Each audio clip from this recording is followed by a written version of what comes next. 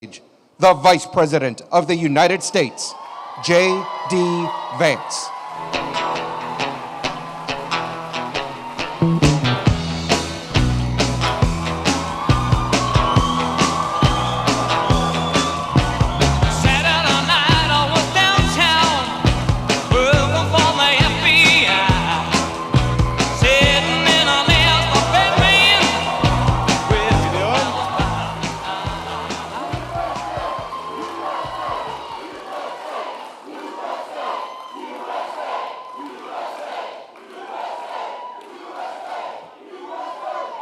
Thank you. Please, you guys, what a crowd. We love you too. Thank you guys. It's good to see you.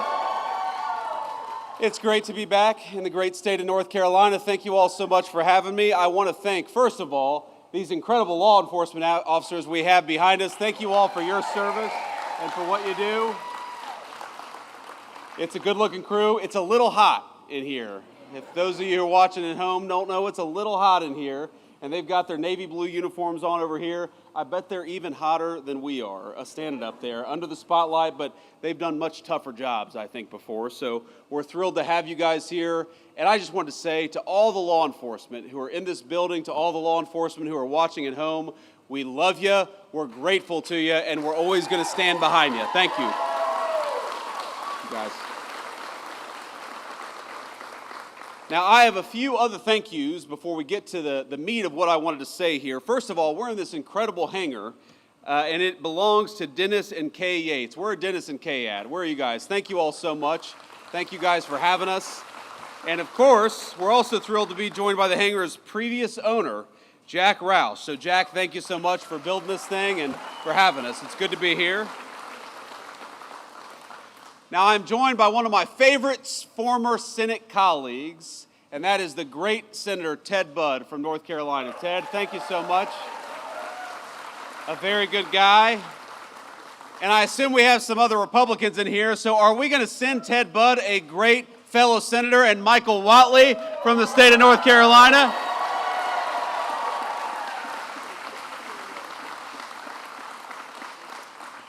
Now, Michael Whatley, I got to know, he was the RNC chair. He was a great friend of me and of the whole administration during the race, but Michael loves the state of North Carolina. He's going to fight for law enforcement. He's going to fight for law and order. He's going to fight for good jobs. He's going to fight for North Carolinians and nobody else. Michael Whatley, God bless you, man. Thank you so much for being here. We've got Congressman Addison McDowell. Addison, where are you? Stand up and be recognized. Thank you, Addison. This is your first term, right? Are you happy what you signed up for?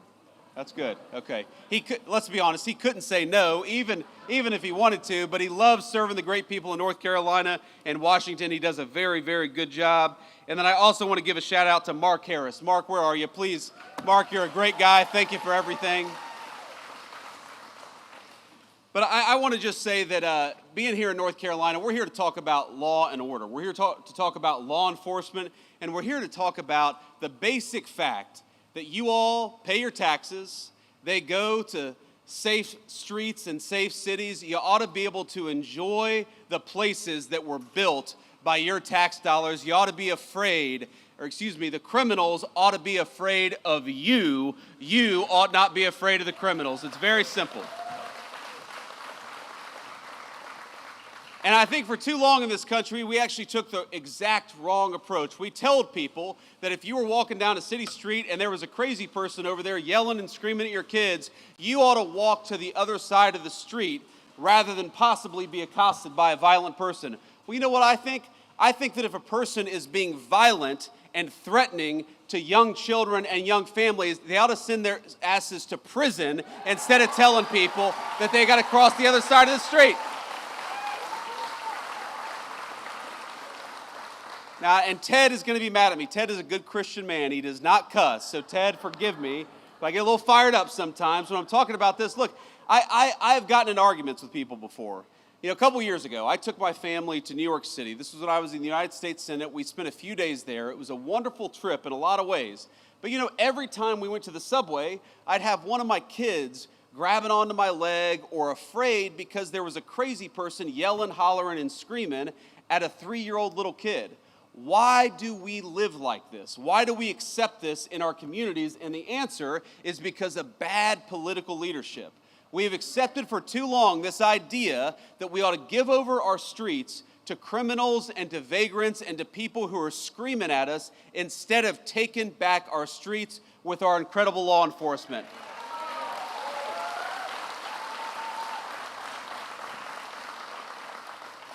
And there are so many things that we can do. You know, in Washington, D.C., the first 2 months that we surged the National Guard, that President Trump surged the National Guard into Washington, D.C., there were no murders.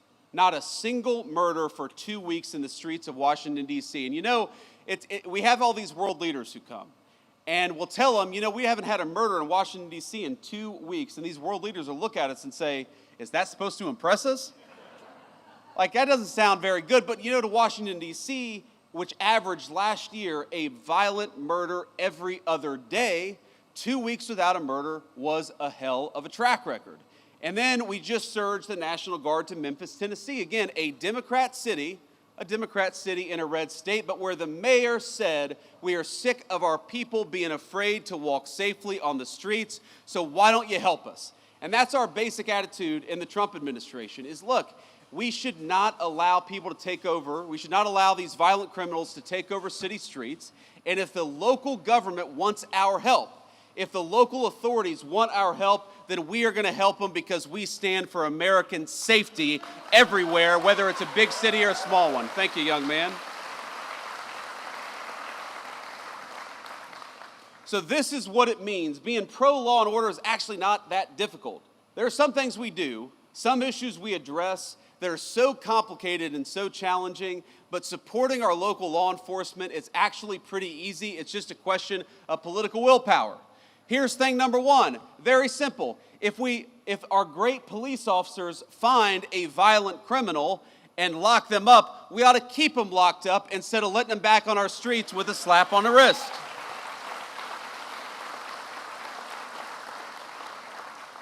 That means we want to give our police officers the very best equipment and the very best protection anywhere in the world. We want you guys to have the very best, and we're going to fight every single day to make sure that they have it.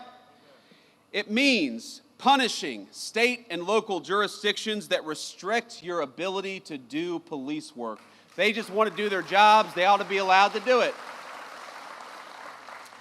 And it means pursuing enhanced sentences for violent criminals, like the violent criminal who murdered that poor innocent girl in Charlotte, North Carolina just a couple of months ago. And I want to talk about her for a second because I think, we got a beautiful baby over there. How you doing, ma'am? Yeah, I would like to. How old is she? 6 months old. Beautiful. Thank you. Thank you for bringing her. We want law and order for her above all else, right? That's why we're doing what we do.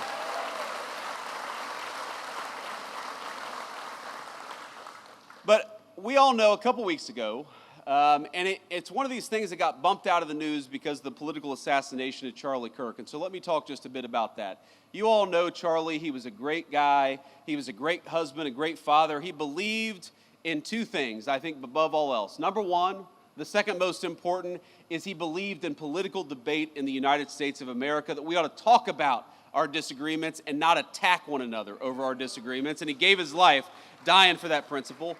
And the second thing he believed, and it was the most important, is that he wanted to be a Christian evangelist. He wanted to bring the gospel everywhere, and he saw connecting with people and debating politics as an opportunity to talk about his faith. And I think it's important to honor him by recognizing that this is a kid, and he died at 31 years old. This is a kid who every single day, he would go to these college campuses, he would talk for 3 hours with anybody about whatever they wanted to talk about, and he believed in the civic virtue of open debate. He gave his life to protect that civic virtue, and he gave his life serving that civic virtue at the highest level. He was a great guy, and his loss was the nation's loss. And Erica, we love you. Erica's his beautiful widow. And I think you all will join me in saying that what happened to Charlie was disgusting, it was unacceptable, and it is the most anti-American act of violence that we've seen in the last couple of weeks in this country. It was a disgrace.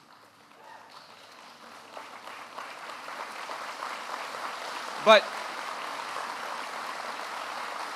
thank you all.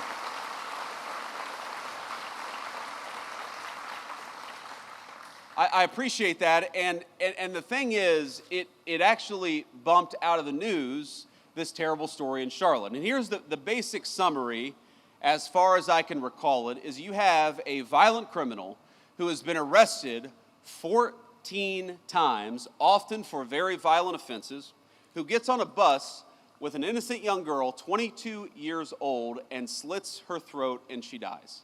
She died because she was coming home from work. She worked at a pizzeria. She came from a beautiful family. She had a young boyfriend. She had her entire life ahead of her. And she was actually a refugee from Ukraine. So she came from a war-torn country. She sought shelter in the United States of America. And because of soft-on-crime policies, she was murdered here, not in the war-torn country she came from. Isn't that a disgrace? And isn't that an insult to the incredible law enforcement officers who arrested this person 14 times? They did everything that they could to keep this thug off the streets, and it was the political leadership that failed, and we got to be honest about that. I saw former Governor Cooper say, and this is Michael Whatley's opponent, former Governor Cooper said just a couple of days after the attack that we have got to do more when it comes to law enforcement to keep people like this off the streets. And my response was, Governor, he was arrested 14 times. Law enforcement did their job. It's time for you to do your job.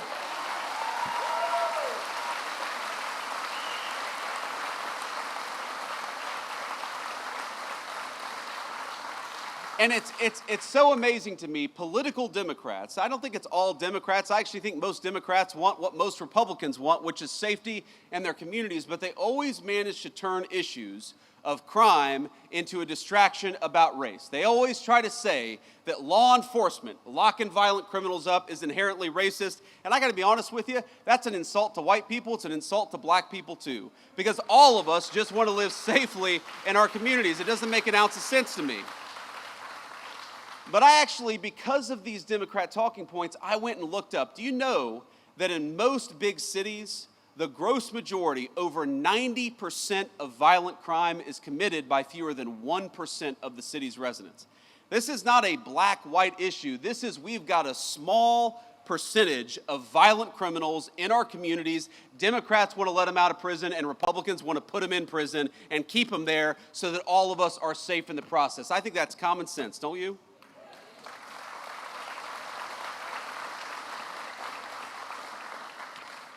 So I also got to talk a little bit about another law and order problem. I said Charlie Kirk's assassination was the most political and disgusting violence that we've had in this country in the last couple of weeks.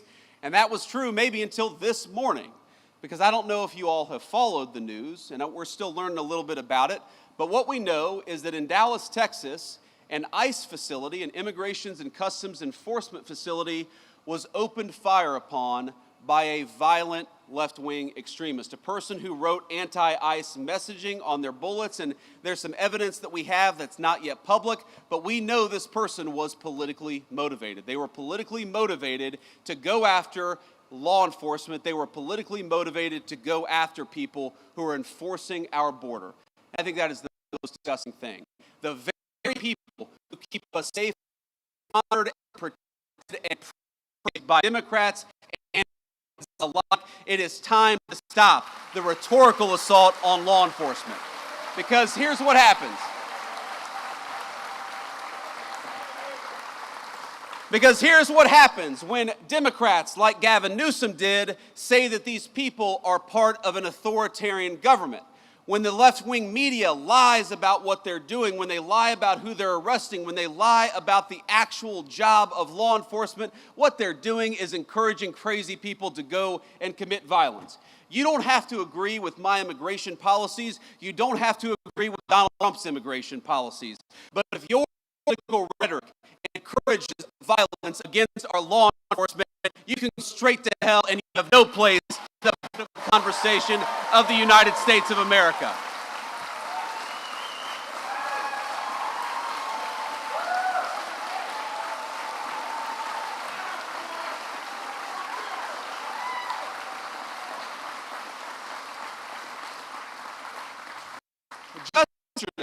Just yesterday, NBC News, maybe the worst of all the fake news, and I'm sure we have an NBC out there.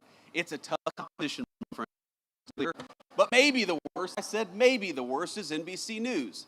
And they said that immigration enforcement, you know what they said? That immigration enforcement in order to get to that girl's father. Turned out that story was a complete fabrication. It was a complete dishonest lie. But when you go around and lie about our law enforcement and you tell them that they're mistreating 5-year-old girls, what do you think is going to happen? When Democratic politicians incur doxing, when they encourage us to unmask ICE enforcement officers, what do you think is going to happen? When the mayor of Los Angeles encourages violent protesters to get in the face of our law enforcement, what do you think is going to happen? What's going to happen is political violence, and political violence has gotten out of control in this country. We got to stop it, we got to condemn it, and that starts, unfortunately, at the very top of the Democratic Party. If you want to stop political violence, stop attacking our law enforcement as the Gestapo. If you want to stop political violence, stop telling your supporters that everybody who disagrees with you is a Nazi. If you want to stop political violence, look in the mirror. That's the way that we stop political violence in this country, and we've got to do it.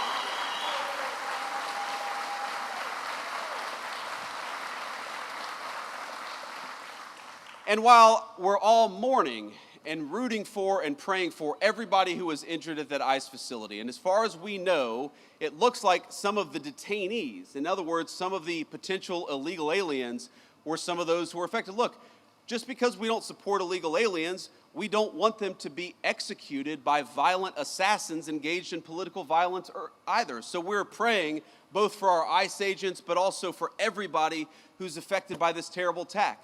But that was an ICE facility. And as these guys behind me know, and a few of our police officers know, police officers writ large face too many threats of violence all across the United States of America. And we know where it started. We all remember the summer of 2020 when all of these violent protesters were encouraged to treat police as the enemy instead of as the solution.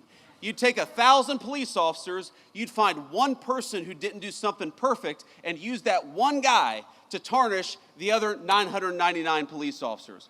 Well, I would like everybody, whether a Democrat, a Republican, or an independent, especially those in political leadership, can we all just agree that our police officers are heroes, that they are public servants, and that the first and most important step of keeping all of us safe is to keep our police officers safe, because they are the thin blue line between civilization and chaos. Thank you all.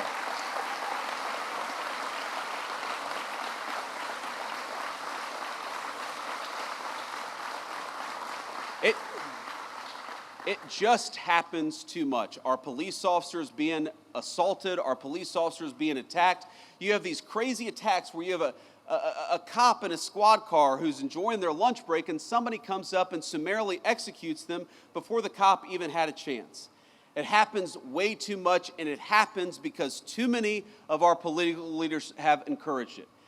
Now, it's not just that. It's not just the rhetoric that encourages violence against our law enforcement. You know, when I was in the Senate, there was a big bill that was going around, and it was basically that we were going to try to eliminate qualified immunity from police officers, one of the most disgraceful and worst ideas that I've ever seen. In other words, that we were going to make it easy for criminals to sue police officers for doing their job.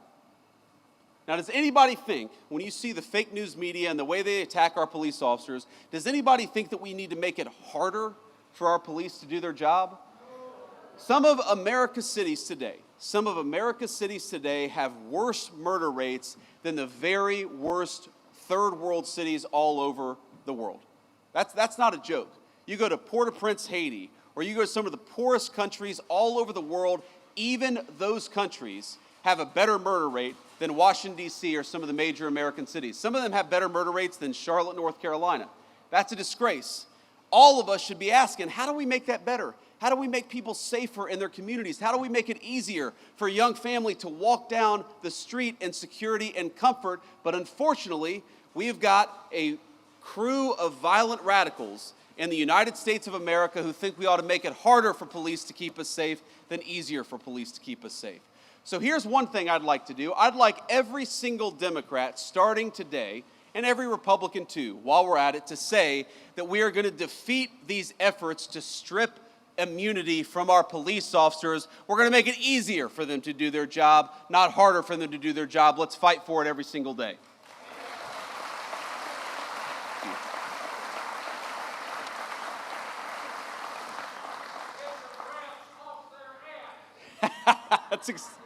That's exactly right, sir. That's exactly right. You can say that, but I can't. I've hit my quotient for cuss words today. I don't want Ted Budd to disown me, so I'm not going to say that, but we can run the clip back later. But let me just leave you with one final thought here. Look, I was asked earlier today by a reporter I actually like, but a reporter who said, well, don't both sides have crazy people? And of course, obviously, country of 330 million people, of course, both sides have crazy people. But if you look at the political violence in our country over the last couple of months, the last couple of years, it is not a both sides problem. It is primarily on one side of the political aisle. So if we are going to truly go after the political violence in this country, we need the Democratic leadership of Washington, D.C. to look in the mirror. We need them to renounce all political violence. When a poor kid like Charlie Kirk is gunned down in cold blood, we need them to start with condemning the violence instead of condemning something that Charlie Kirk said that they disagreed with. When you have an entire network of left-wing organizations that encourage, that promote, and that apologize for violence, you know what you're going to get out of it? You're going to get political violence. So here's my sacred obligation to you, to all the law enforcement, but every person, whether they wear a uniform or not. Over the next couple of years, the Trump administration is going to do everything that we can to dismantle the networks, to destroy the funding, and to make it harder for people to kill one another just because they disagree with what somebody says. That is what we're going to do. We're going to fight for it.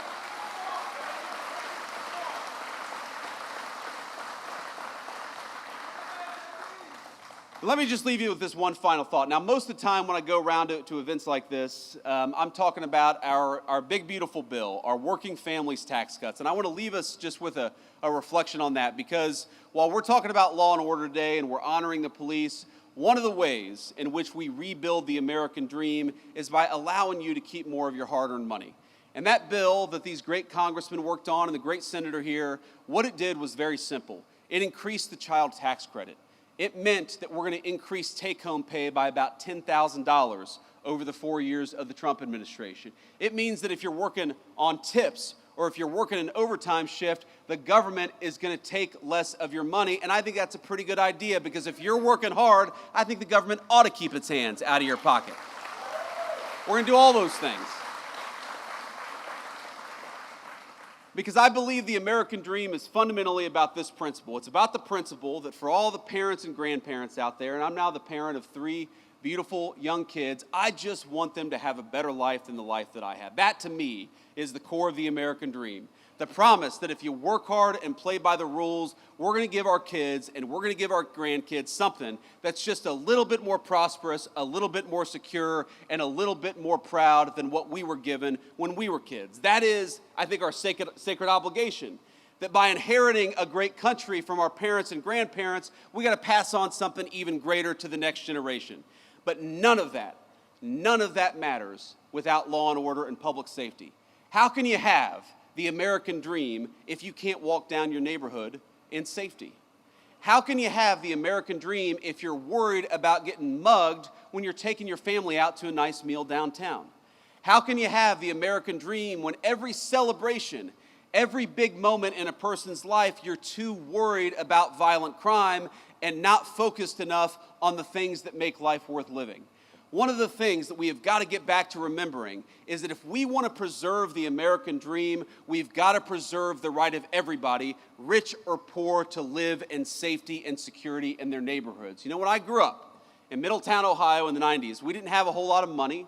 I was raised by a woman who struggled very often to put food on the table and clothes on her back. Mamaw. Everybody loves Mamaw. Most of all me. But you know what? For all of the problems that we had, for all the times that Mamaw was worried about where our next meal would come from, for all the times that Mamaw was sometimes terrified that she wouldn't be able to make an important bill payment, we never worried about public safety.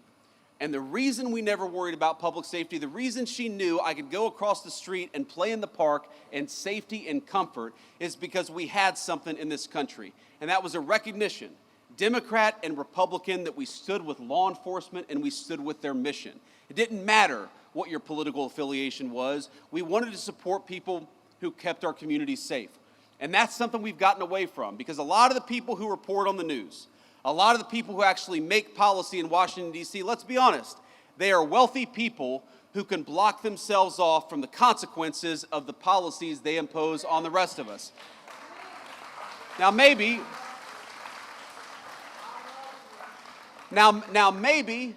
they've never had to call a police officer because they can call a private security guard. Maybe they've never had their home broken into because they live behind a gated community. Maybe they don't have to worry about walking down the streets of a city safely because they've got a driver in a big fancy car who can take them from point A to point B, but that is not true of the gross majority of our citizens. So I want to tell you, when I talk about protecting the American dream, when President Trump talks about fighting for the American dream, at the very top of that list is fighting for your ability, whether you're rich or poor, to be safe in the home that you love. It is our sacred obligation, it's their sacred obligation, and we're going to work for it every single day. God bless you. Thank you for having me.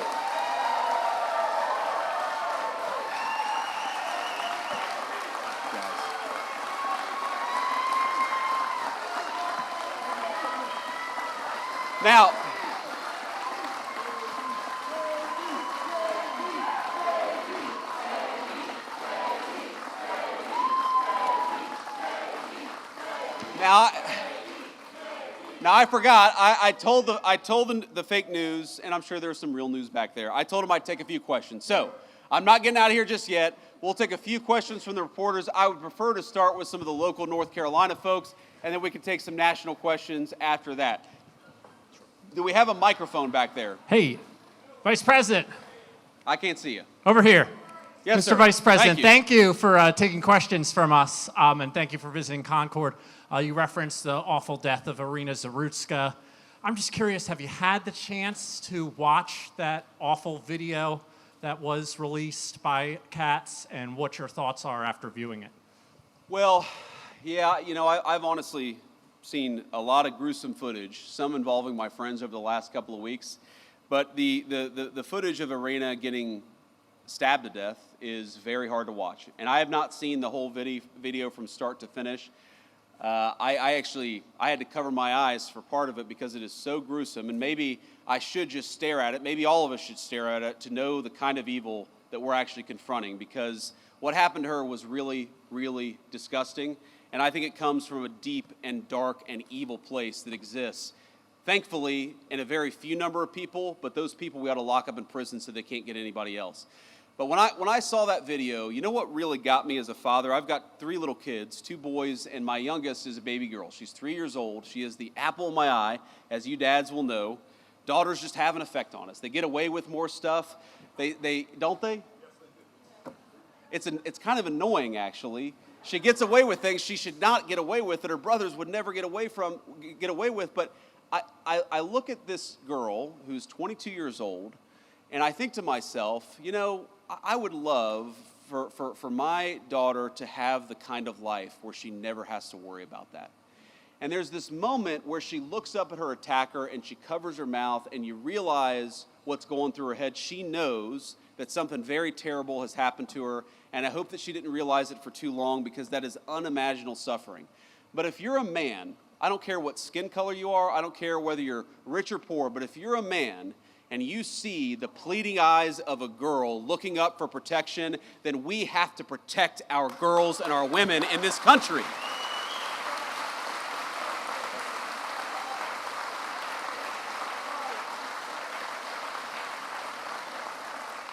And that was my reaction to it. That was my thought when I watched it. Now, young man, this is a very earnest young man. He doesn't look like a journalist to me, but go ahead and shout out a question, because I'm not going to deny that level of energy and that level of passion. First of all, what's your name? Henry. It's good to meet you, Henry. Ask your question, please.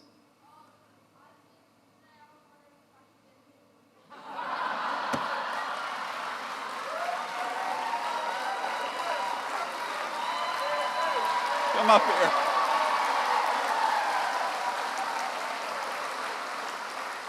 Henry said, I skipped school. Can I have a picture with you? Well, I guess you got to have some excuse to skip school, so I might as well get a photo with Henry.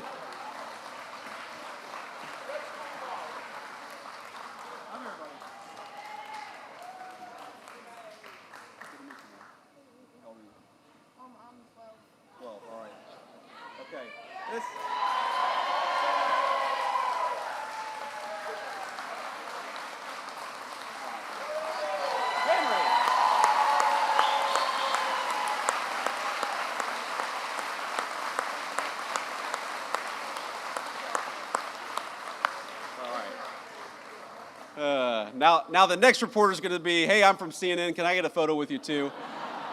I wish that I got questions that easy. I'm not holding out hope. Sir. Can we get you a microphone? I can't hear you, sir. Gotcha. I'm Jordan Green with Raw Story. President Trump and other speakers here have blamed former Governor Cooper and the mayor of Charlotte for Irina Zarutska's death. Do you also hold the North Carolina General Assembly responsible, who set the laws governing pretrial release that may have affected this crime? Well, look, I think every politician who didn't work hard to keep violent criminals behind bars deserves to have some of the blame. But at the very top of that list is Governor Cooper. Because at the time that we were pushing these soft-on-crime policies, Governor Cooper was the man in charge. Now, I know we've got some great North Carolina legislators, and I might call them out if they're here. Do we have North Carolina House Speaker Destin Hall? Where's Destin at? Destin, thank you, man. We got Phil Berger here. Phil, thank you so much. Senate President Pro Tem. We've got County Sheriff Van Shaw. Where's County Sheriff Van Shaw? Thank you, sir. We've got Cabarrus County DA Ashley Shanley. Is it Shanley? I got that right? Okay.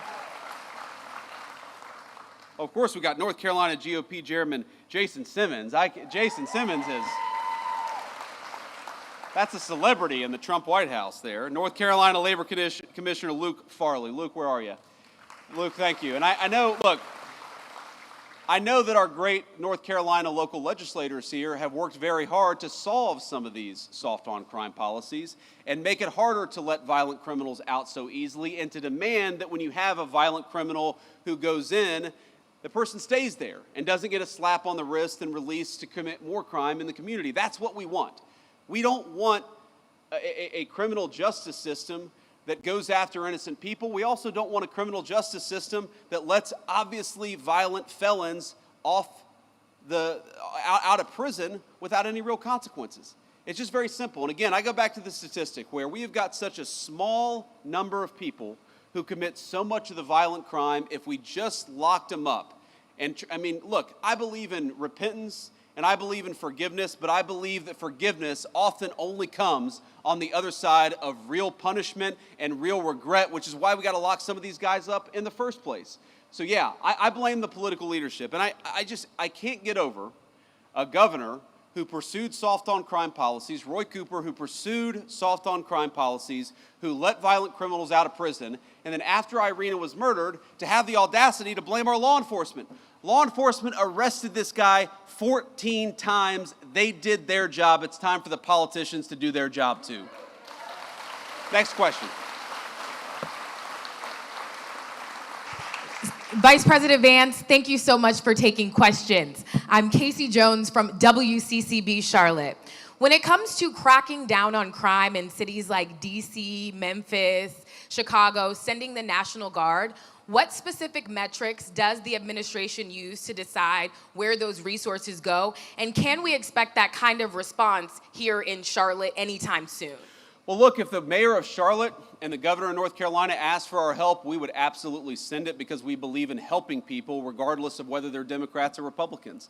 We would love to have the mayor of Charlotte reach out for our help, and you asked what the metrics are. That's one of the most important metrics. We want to go where we can have a real partnership between local law enforcement and the federal officials so that we can root out the crime. And that goes to the second metric. What is the most important thing? You can tell how many people are being murdered in a community. You can tell how many carjackings there are. You can tell how many armed robberies there are. There's way too much violent crime happening in our country. And when we look at an American community, again, we don't care about their politics. When we look at an American community where people are suffering because of violent crime, our response is, we want to help, just let us. And I'd encourage everybody to talk to your local officials. I know we're a little far away from Charlotte, but to talk to your local officials and encourage them to ask for the help of the Trump administration. We are willing to provide it. We want fewer people to be affected by violent crime, but these guys have actually got to play a partnership role with us. And unfortunately, way too many of them, some of these people, it's crazy. They are ruling over cities that have violent crime rates that are worse than Mogadishu, and they say, no, we don't want Donald Trump to come in. Well, excuse me, if you don't need the federal help, then why is your murder rate so terrible in the first place? You do need the help, you just need to admit it. Thank you, Casey. Next question. Vice President, Michael Warwick, I'm with WBTV. Welcome to Race and Country, first of all. Irina's law was just passed by Republican lawmakers. It's now on Governor Stein's desk. It addresses cashless bail. It would allow magistrates to involuntarily commit people who they believe to be sick. However, opponents of that bill don't think it goes far enough for the mental health side of things. It also opens the door to the death penalty, which I know some opponents are against. Why would you encourage the governor, politics aside, to sign that bill? Well, because I want to keep violent criminals off the street, and I want Americans to be safer. And this bill does it. Irina's law does it. Congratulations to the Senate President and House Speaker for getting it over the finish line. The governor's got to sign it. I guarantee if this bill is signed into law, it will help our incredible law enforcement keep the streets safe.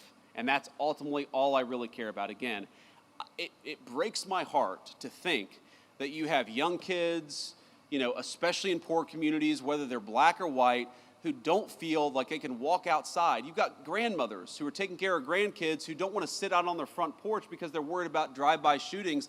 That should break everybody's heart, and the way to solve the problem is to empower these cops to go after the bad guys and to do it with their full skill and their full force. Now, I don't know, have I read every detail of the law? I know some of the things that it does. I know that it ends cashless bail, which would be huge for the people in North Carolina. I know it makes it harder for some of these local magistrates to let people out with a slap on the wrist. That would be huge for the people of North Carolina. But could there be more? There could always be more. But don't let the perfect be the enemy of the good. This bill is going to make North Carolinians safer. They ought to sign it.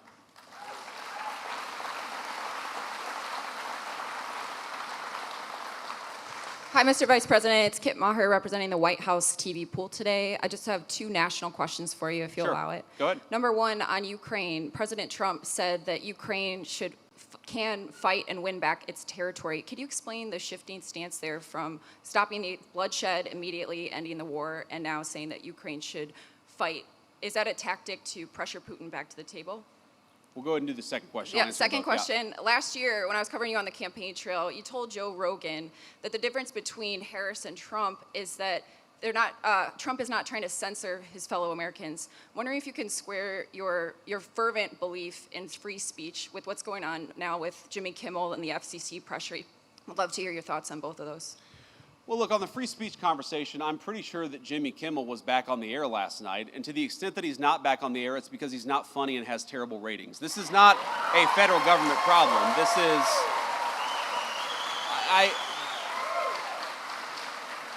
and Kid, I want to answer your question in good faith. What people will say is, well, didn't the FCC commissioner put a tweet out that said something bad?